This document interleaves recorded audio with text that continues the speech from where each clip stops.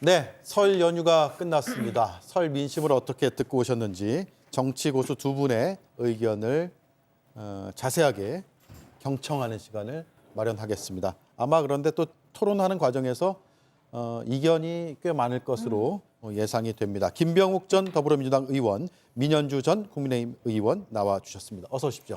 네, 예, 좀 많은 얘기를 듣고 오셨죠? 많이 들었습니다. 알겠습니다. 잠시 뒤에 듣도록 하고요. 이수진 앵커의 브리핑으로 시작하겠습니다. 만약에 정부나 여당이 민생지원금 때문에 추경 못하겠다 이런 태도라면 우리 민생지원금 포기하겠습니다. 뭐 효과만 있다면 민생지원금 아닌 다른 정책인들 무슨 상관이 있겠습니까? 효율적인 민생지원 정책이 나온다면 아무 상관없으니 어떻게 해서든 추경을 신속하게 편성하기를 다시 한번 권고드립니다. 민생지원금 포기할 테니 추경하자. 이재명 대표의 이 말이 화제였습니다. 지난주 기자회견에선 기본소득 정책을 우선순위에서 미뤘는데 대표 공약인 민생회복지원금도 추경을 위해선 포기할 수 있다고 말을 한 겁니다. 게다가 기본사회위원장도 자리도 내려놓겠다는 의사를 밝혔습니다. 예, 그런 의견을 밝히신 건 맞습니다. 계엄 이후에 망가진 이 경제를 살리고 회복하는 문제에 저희가 우선순위를 조정하는 차원에서라고 받아주시면 되겠습니다. 실용주의 노선을 표방한 데 대해 여당의 시선은 곱지 않습니다. 이재명 세력은 조기 대선을 염두에 두고 자칭 실용주의를 외치고 있습니다. 말만 바꾸는 것은 실용이 아니라 실언입니다. 이재명 대표는 정치적 보호색을 갈아채우는 카멜레온 정치를 중단해야 합니다. 말만 바꾸는 거다. 위장 우클릭이다. 여러 비판 목소리도 나오지만 다른 한편에선 유연하다는 평가도 있습니다. 이재명 대표가 자신의 대표 공약들을 거두어들이는 모습, 이 외연 확장에 대해 기존 지지층은 또 어떻게 반응할까요? 네, 민생지원금을 포기할 수도 있다 이런 뜻을 밝혔는데 이재명 대표의 발언이 나가는 와중에 김병욱 의원은 내 생각하고 똑같다. 멋있다라고 하셨어요. 네, 제대로 잘하고 있다고 생각하고 있습니다. 예. 이재명 대표가 생각하는 현재의 경제 진단은 민간의 활력이 떨어지고 있지 않습니까? 이 민간의 활력이 떨어지고 있을 때 국가가 재정적으로 그 역할을 해야 된다. 예. 모건 스탠리 분석에 의하면 20조 원의 추경이 이루어지면 경제 성장률이 0.2% 올라간다고 합니다. 올해 저희가 1.5에서 1.8 정도 예상을 하고 있는데 내년에는 더 어렵다는 분석도 있고요. 이런 모든 걸 봤을 때 지금 정부가 재정적으로 활력이 떨어진 경제를 경제의 마중물 역할을 제대로 해야 된다는 거죠. 그런 측면에서 꼭 이런 지원금 형태가 아닌 다양한 방법으로 국가가 재정적으로 역할을 해준다 그러면 꼭 민생지원금이 아니더라도 다른 방법으로 국민의 민생에 도움이 될 수 있는 직접 지원을 해준다 그러면 얼마든지 추경을 통해서 그것을 해달라. 예. 그래서 민생지원금으로 발목 잡는 모습을 탈피해서 정부 여당의 추경을 촉구하는, 추경이라고 하면 정부가 재정적으로 어려워진 경제를 살리기 위한 적극적으로 마중물 역할을 제대로 해달라. 그런 요청이기 때문에 저는 상당히 슬기롭고 지금 이 순간에 제대로 된 메시지를 발표를 했다. 이런 생각을 듭니다. 슬기롭다라는 표현을 쓰셨네요. 저는 이재명 대표가 정책적 유연성을 보이는 거는 저는 바람직한 모습이라고 생각을 해요. 사실 이재명 대표, 이재명 시장, 이재명 도지사 이랬을 때 딱 떠오르는 이미지는 강경하게 정책을 몰아붙이는 본인이 가지고 있는 소신을 바탕으로 주변의 찬성 반대 전반적인 국가적인 여론과 상관없이 내가 옳다라고 밀어붙인다. 이것이 예. 맞다라고 하는 걸로 되게 유명하지 않습니까? 특히 현금 지원 관련된 복지 정책으로 이재명 대표의 그 트레이드마크라서 그것이 이제 기본사회 이론까지 왔고 민주당 내 정강 정책의 기본사회 정책이 들어 있으니까요. 근데 그 패러다임을 포기한다고까지는 하진 않았지만 어쨌든 우선순위에 두지 않겠다라고 주장하는 그런 모습하고 오늘 봤던 이제 민생지원금 포기 이런 것들은 전 바람직한 모습이라서 민주당 대표이고 상대당이지만 저는 비판보다는 잘한 방향 전환이다라고 보고요. 예. 다만 이제 이재명 대표의 이게 뭐 말투일 수도 있는데요. 말할 때 보면은 아이씨 뭐 그냥 그러니까 이렇게 해줄게 포기하고 그냥 일단 추경하자 이런 말투라기보다는 진지하게 어떤 문제점들이 있기 때문에 지금은 민생처지 지원금보다는 추경에 앞서서 가겠다는 좀 더 진지한 모습으로 조금 더 발언하는 것들이 됐다면 예. 국민들에게 좀 다가서지 않았을까라는 생각이 들어요. 전 그래서 이재명 대표가 조금 더 바란다면 노무현 대통령이 당시에 사실 예전 얘기긴 한데요. 이라크 파병할 때 굉장히 반대가 많지 않았습니까? 민주당 진영 내에서 반대가 심했었어요. 그랬죠. 미국한테 굴복하는 것이 아니냐. 하지만 옳은 선택이다. 옳은 방향이다. 국익을 위해서 우리 나아가야 된다. 진영 내 반대를 설득해서 나아갔던 게 제 기억이 나는데요. 이재명 대표도 이 정도의 용기는 좀 있어야 되지 않겠느냐. 그리고 앞으로 이제 말씀하시겠지만 기본사회 정책 관련해서도 그 정도의 국가 전체를 보는 그런 시야로 좀 유연하게 탄력적으로 정책안을 좀 마련했으면 지금의 국민의힘에서 나오는 비판들이 있지 않습니까? 이거 이재명 대표 지금 대통령 되기 위해서 순식간에 좀 말 바꾸기 하는 거다. 지금 잠시 이런 거고 결국엔 다시 돌아갈 것이다라고 하는 그런 불신을 좀 시킬 수 있지 않을까라고 예. 생각합니다. 상당히 좋게 평가를 해주셨어요. 네. 근데 어쨌든 좀 검토 과정에서 어떤 것들의 판단이 있었는지를 좀 진지하게 설명할 필요가 있다. 이 말씀을 강조해 주셨습니다. 자, 지금 기본사회위원장도 내려놓을 가능성도 언급이 되고 있고 민생지원금 이 두 가지가 사실 이재명 대표 이른바 시그니처 정책이라고들 표현이 됐는데 둘 다 철회하면 지지층 내에서는 비판의 목소리가 없을까요? 변화된 경제 환경에 대한 이해가 좀 필요한 시기라고 봅니다. 지금 다 아시다시피 이번 설 민심을 통해서 드러났지만 민생, 예. 특히 바닥 경제가 너무나 안 좋습니다.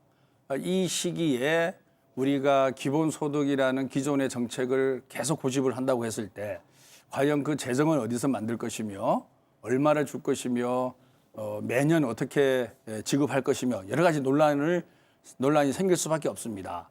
우리가 기본사회위원회를 만든 이유는 헌법에 나와 있는 뭐 참정권이라든지 평등권이라든지 자유권이라든지 다양한 기본권이 있지 않습니까? 네. 그 선언적으로 나와 있는 헌법에 나와 있는 그런 기본권을 좀 더 구체적으로 우리 기본권 신장을 위해서 더불어민주당과 이재명 대표가 더 열심히 하겠다.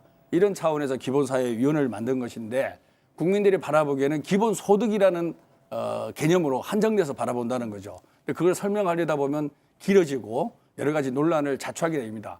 그리고 이제 저성장 시대에 과연 더불어민주당과 이재명 대표가 어디에다가 더 큰 방점을 찍고 국정을 운영할 것인가라고 봤을 때 기본권의 신장 그리고 그것으로 인한 기본사회 이런 부분에 당연히 중요하지만 지금은 보다 더 성장 그리고 혁신 이 부분에 방점을 찍을 때 우리가 제대로 된 대한민국을 만들어갈 수 있지 않을까.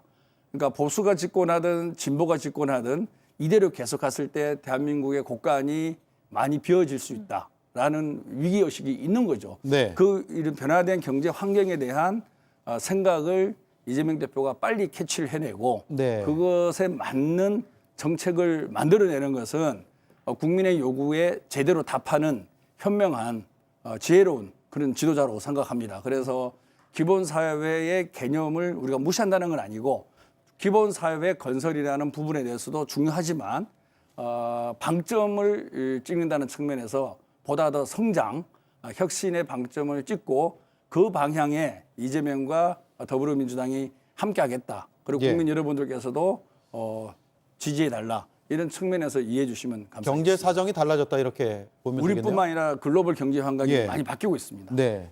경제 상황이 달라져서 정책이 달라지는 건 당연한 건데요. 이제 문제는 이재명 대표가 지금 이제 오늘 일간지 기사 타이틀 나왔지만 이재명 지우기라는 기사가 내용이 나오지 않았습니까? 그러니까 보면 과연 정말 이것이 연속성 있게 일관성 있게 갈 것이냐 상황에 따라서 경제 상황이 좋아지면 또 복지 정책을 좀 다시 손보고 또 경제 상황이 안 좋아지면 어떤 식으로 다시 성장 동력을 마련하는가에 대해서 적극적으로 조금 더 진일보한 정책을 내놓고 이런 식으로 탄력적으로 이재명 대표가 운영할 것이냐 아니면 지금 단기간에 이 위기 돌파 돌파를 위해서 이재명 대표가 단시간에 말 바꾸기를 할 것이냐 이런 거에 대한 국민적인 의구심과 신뢰는 아직은 쌓인 상태가 아니라고 생각을 합니다. 네. 그래서 뭐 기본사회위원회인가요? 위원회장 지금 그만두겠다고 한 의사를 밝혔다고 기사 났는데 사실은 또 당 관계자는 아직 검토된 바 없다. 좀 더 지켜봐야 된다. 이런 얘기들도 나오고 있고 말씀하신 대로 큰 틀에서 어떤 국가의 중장기적인 발전 계획이라는 측면에서 논의가 돼야 되고 중요한 거는 다시 경제 상황이 좋아지면 그러면 무조건적인 이재명 대표의 다시 예전에 돌아갔던 그런 현금 지원, 현금 풀기 이런 정책으로 돌아갈 것이냐. 그때도 이재명 대표가 본인의 독단적인 본인의 가치관, 본인이 갖고 있는 소신만을 가지고 밀어붙일 것이냐. 그 문제에 대해서 이재명 대표가 그렇지 않고 국가적인 합의, 국민들의 그 소통을 통해서 여러 가지 정책적인 합의가 이루어진 것에 대해서 추진하겠다라는 그런 신뢰를 보여주는 게 전 지금 단계에선 중요하다고 생각합니다. 예. 네, 네, 말씀하시죠. 근데 이 현금 지급에 대해서 너무 부정적인 생각을 가질 필요가 없습니다. 아니 부정적인 생각을 갖고 우리가 있지는 코로나 않은데요. 때도 현금 지급을 했지만 네. 사실 다른 나라에 비해서는 우리가 좀 적게 한 편이거든요.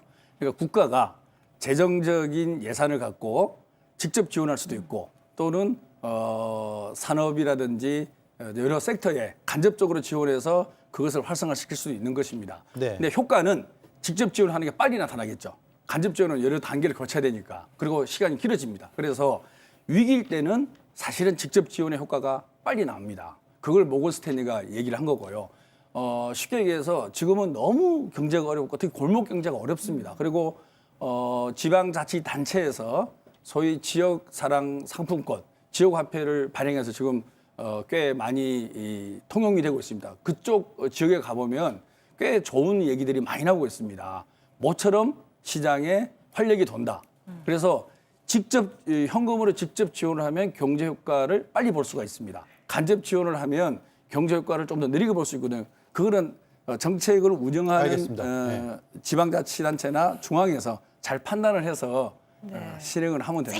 이런 네, 말씀을 짧게 꼭 현금 드리고 지원 듣죠. 관련된 정책적인 이슈를 지금 다 얘기할 수는 없으니까 제가 짧게 말씀드리면 저는 정책의 어떤 정책이냐에 따라 예를 들면 저출산에 현금 지원을 한다. 저는 그건 굉장히 효과적일 것이라고 생각을 하는데요.